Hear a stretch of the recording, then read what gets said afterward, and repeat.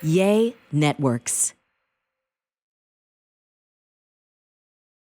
All right, ladies and gentlemen, billy goats, cats, squirrels, even little bitty tiny toads. Rocky, oh my gosh. Welcome to the Perfect Pair Podcast. Rock Teasies, who I be. And I'm Krystal, Rock T's better half. Indeed, man. Thank you guys for continuing to watch and listen every single week on your tablet, phone, computer, and even your smart TV. Rocky. Appreciate ya. Oh my gosh. So this week we're going to be talking about what? Woman. Oh, jeez. Okay, so the real reason why some men keep you around. Ooh. And I think women too. I don't think it's just men, but it was just brought to me about a man in this situation because I feel like it, because I have a lot of female friends, so they always ask me about this stuff. But so the basis of this is, like, why do they keep you around? Like, if you're in a relationship and it's not going so good. they've already checked out. They're kind of checked out. They act like they want you, but they act like they don't want to be with you. But Right. for some reason, like, why are they holding on They to still you? hold on. There's got to be something. There's got to be a reason. Right. And you got the reason. I feel like I do know the reason why. We're finna get into that next on the Perfect Pair Podcast. Let's get it.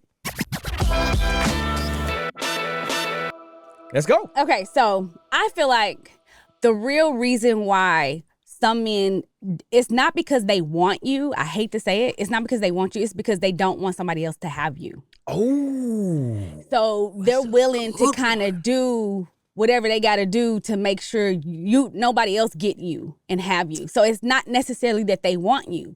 And the only time they start to act right is when you threaten to leave them. Think about it. So it's like, hey, I think we've all been in a relationship where it's like, you're thinking like, I'm tired of this. Think about it. When you're like, I'm tired of you doing this. I'm tired of you acting like you don't want to be here, or you are not showing up for me, or they've cheated, or they just, just doing dumb stuff, not being present in a relationship. So right when you say, I'm about to leave, all of a sudden they turn it around. Think about it. Okay. They start turning around. You're like, oh, okay, now they're starting to act right because I'm like, I'm going to leave, this and that. But then once they get you back to where you are and you're not leaving no more, they go back into the same habits of what they were doing beforehand. So it's like, necessarily, to me, they're not saying they want you. They're just telling you they don't want you to be with anybody else. Okay. What? Yes. What you think? But I don't know. Great facts, great points. But there is a situation where a person is fed up so bad, they can care less. They begging somebody to come get you. Right, but they begging for somebody to come, hey, you're right. You somebody else. I'm talking about the ones that are in this relationship and they're saying like, but every time I'm like, I'm gonna leave, he starts to act right. Because that's her thing. Okay. He starts acting right and turns things around because now he's like, okay, she really about to leave. I don't want her to leave. Okay. And because I don't want her to leave, I need to do what I need to do, right? A temporary act right. Right. Like, I'm going to act right now and do what I need to do to get you back on track. But yet, another month or a year or so later, you're back doing the same stupid ass shit. Because if you want me, why would you go back to doing the same thing? Good. But it's like, because you're about to risk the fact that I'm about to leave and be with somebody else. Somebody else is going to have me. Instead of you allowing somebody to have me, you rather just keep me right here. Okay, I see what you're saying. So this is so dismiss what I just said. Right. Because my remark was referring to the person that has the person that I'm trying pretty to much follow you. ain't up to no good. Like, if you're talking about the person that is all into the relationship, doing everything right, and just like being the perfect, not really perfect, but being a really good mate. Like really trying to work on their relationship. Really working it out and everything. I'm talking about the other one. I'm talking about the person that... Like, but the only time he acts right is when she's about to leave.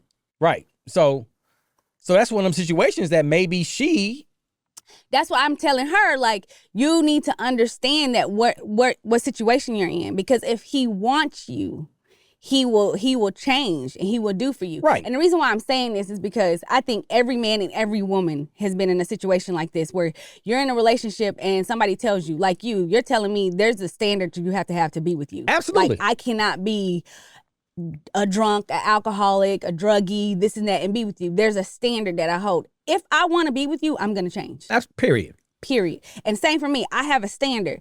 If I'm the one for him, he's going to automatically change. And I don't think women understand that when it comes to men and being in relationships, because I feel like y'all, a lot of us, well, I will say this, a lot of us think we can change a man based off of like who we are. I'm this, I'm good, this and that. But if you're not the one for him, you can't change him, because he's going to want to change for himself for you. Okay, so that part right there. Fellas, it's okay for a woman to have that positive influence on you to produce positive change in your life. There's a such thing. So don't work, drop your ego. Like, you ain't changing me. Man, please. If a woman comes into your life, and I'm talking, this is both sides. If a person comes into your life and they make you a better version of yourself, that's good change. It's okay. Right. But that's you wanting to. Right. That's the point I'm making. You're wanting to. It's not like you're doubting it. My thing is, I think people are in relationships thinking that they can change somebody because they want them, but not realizing that person don't want you. That's the reason why they're not changing. That's a good point. That's the point I'm making. It's like what you're saying is all fine and dandy, but it's just understanding the situation that you're in. You got to understand, if that person wants you, they're gonna change. They're not gonna want to hurt you no more, because you tell them this bothers me, this hurts me, this is what you do. Don't ever do this to me again. And if they consistently do it and they're not changing to do better, they're telling you to your face with actions that they don't want you. Which goes back to the point that I was trying to make earlier, that if that person continues to, okay, I'm gonna be good for now, but then I'm gonna go back to my old ways. Then I'm gonna be good for now because she's threatening to leave. I'm going to go. That person is saying that, okay, well, maybe that person's not worth having. So maybe, hey, somebody can do better with you or whatever. But they're not doing. The reason why I'm saying that is they won't let them go, because every time she's about to leave, that's when they act right. So it's like bringing them back in. Think about it. It's like, if you don't want me to leave, you're going to do whatever you can to keep me there, right? Absolutely. Now that we're comfortable, and then you're like, okay, I want to go off and do my own thing. You keep on going back. You keep on relapsing. Right. And now well, I'm about to leave you again. Okay, you're going to come back and do right again. So after about 3 or 4 relapses, I'm like, okay, hold on, time out. I'm like, listen, we keep doing the same thing over and over again, and you keep on doing. So eventually, this is just me. So I'm not going to tell nobody. I ain't going to tell. Like, okay, if you keep on doing something. Right. And okay, you change for the time being. Okay, here she coming back around. All right, good. We back, everything. You keep on doing that stuff again over and over. After about the 3rd or 4th time, especially time number 4. Right. You gonna leave. The person that's getting done that way because the person's not cheating, you're gonna eventually say you need to leave. What I'm saying is, you can't keep threatening to leave at this point. You just need to leave, because you're not teaching him. What you're teaching him is that you're telling him you're tired, and he's gonna keep doing it over and over and again. It's okay. Right. It's okay. It's okay, but you just got to face the fact. And I think some of us don't want to face that, because you've been with someone so long and you're thinking, you're just wanting them to believe that they really, really love you. And y'all have had so much history together, and y'all built so much together, where you're like, there's no way that you don't want to start over. I can only imagine. I wouldn't want to start over. I wouldn't want to do that. But I definitely wouldn't want to be in a relationship where I know for a fact that this person does not want me. You're showing, your actions are showing everything about how you don't want me. You're not doing anything to make me feel secure, safe, and loved at all. I just feel like only time you're doing something right is when I'm threatening you. Yeah. Like, if I gotta threaten you for you to act right, this is not a relationship. Something wrong with that. So this goes back to, you ever see those, we see it all the time. People that's been married 30, 40 years, and then out of nowhere, divorce. Yeah. Break up. Like, wait a minute. I have friends where their parents divorced after they graduated college. And it was because of what you're talking about. They stayed, they kept staying. They said they stayed for the kids, and they're doing stuff. And then most of them said they didn't want to see the other person with someone else. They gotten so used to seeing each other with one another that they couldn't bear the fact that this person being with someone else. And one mother told me she didn't want to see her husband treat another woman better than what he treated her. Because she said she felt like she helped him to be a better man for someone else. But if she's still unhappy. Right. But she said, but she was unhappy, but she had to understand that maybe he wasn't for her. Because now she's with someone else that is made her whole life. Like, she's on a whole nother. So she finally made that decision. Yeah, she finally made the decision, but she said that her main reason why, they were married 27 years. And she said, and the only reason why she stayed is because she couldn't bear the fact of him being with someone else and treating him better than he treated her. I just can't see myself staying with you What? for that long. You better hurry up and say and get this out. Cause what? Everything about how you started that shit sound wrong. Maybe I should have started that a See, different and then you was way. like staying with you for that long, like shit, like you are torturing your ass right now. What the hell you talking about? Shit, tell me something. Let me rewind that. Please explain it. Okay, please explain. What I'm saying listening. is, if you were one of those type of people, Okay. What? I'm listening. Don't be laughing. Shit. You started that all wrong. that you kept on like you was fixing the situation and you go back to the bad habit. You fix it, bad habit. Like I told you, after about time number 4, I'm like, okay, I'm not happy. Right. I don't think neither one of us would be in an unhappy situation. I'm not happy. So it's like, I love you. Right. I love what we've been able to build together. But if you're going to keep doing that, man, But I think that's both of us, though. I don't think either one of us would be like that. You know what I'm saying?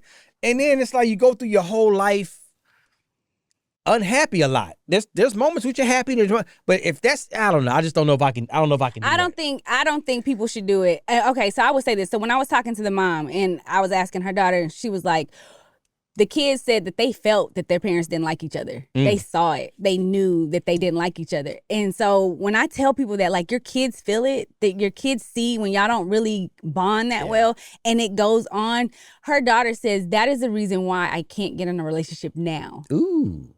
Like, and you know the person I'm talking about. I think I know what you're talking about.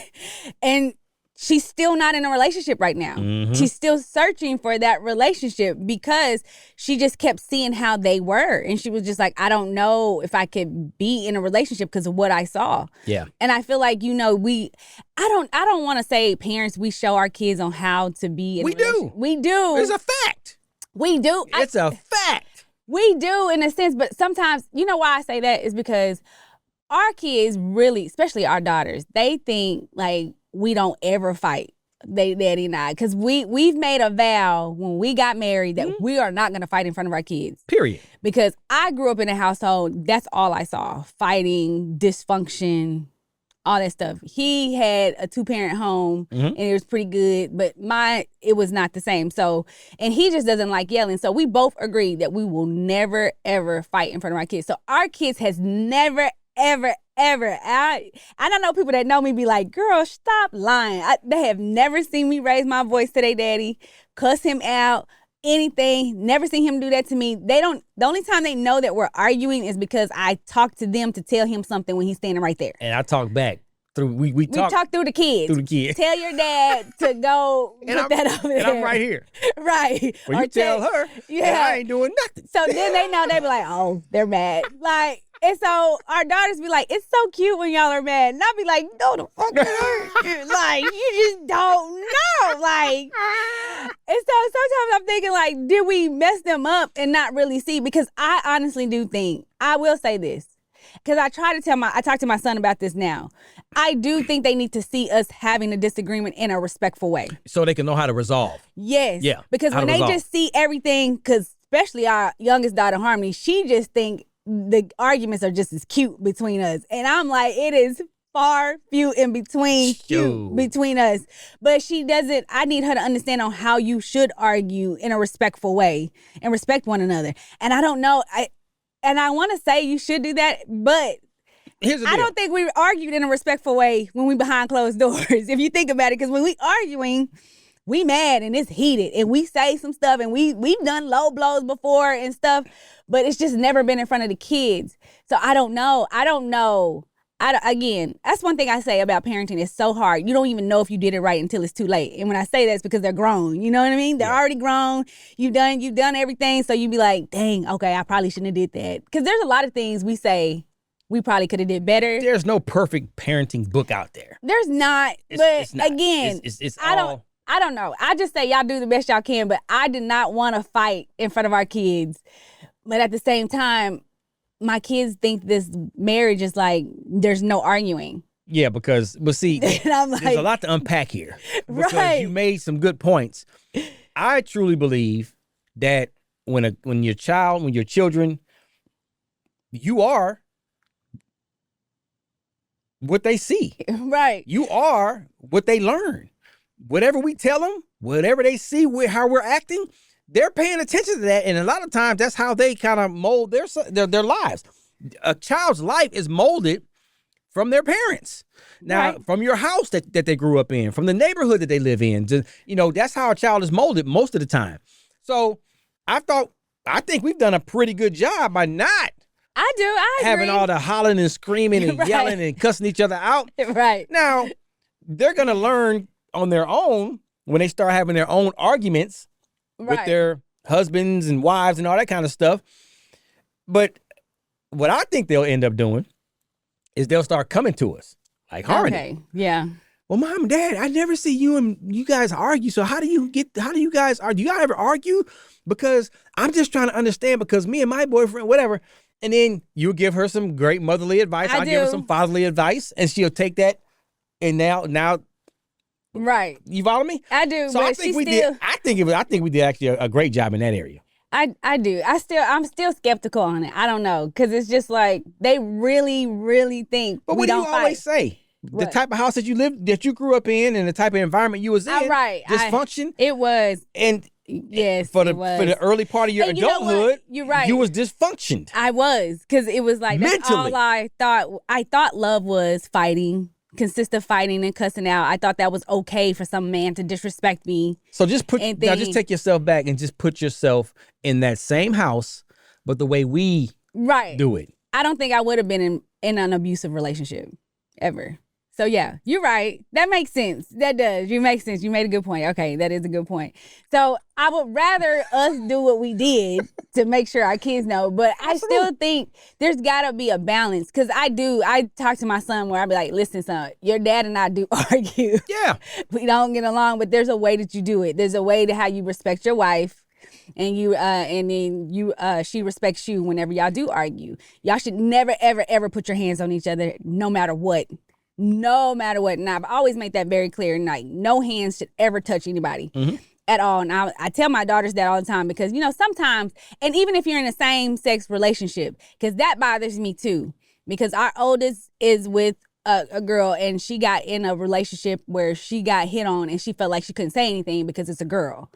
My whole thing was, it does not matter if it's a girl or not. Nobody should put your hands on you, and that's still abuse. Like, just because you're in a same-sex relationship does not make it okay for somebody to put their hands on you. Absolutely. Ever. Absolutely. So stop thinking that. So everybody that's in a same-sex marriage or relationship, do not think it's okay that they can put their hands on you. No excuse. Like, there's none, absolutely none. Period. And I definitely tell my son, he know better. Like, we ain't got to worry about that. I don't think he's that way. No, he ain't got to worry about that. I don't think he's that way, but I still let him know. Hey.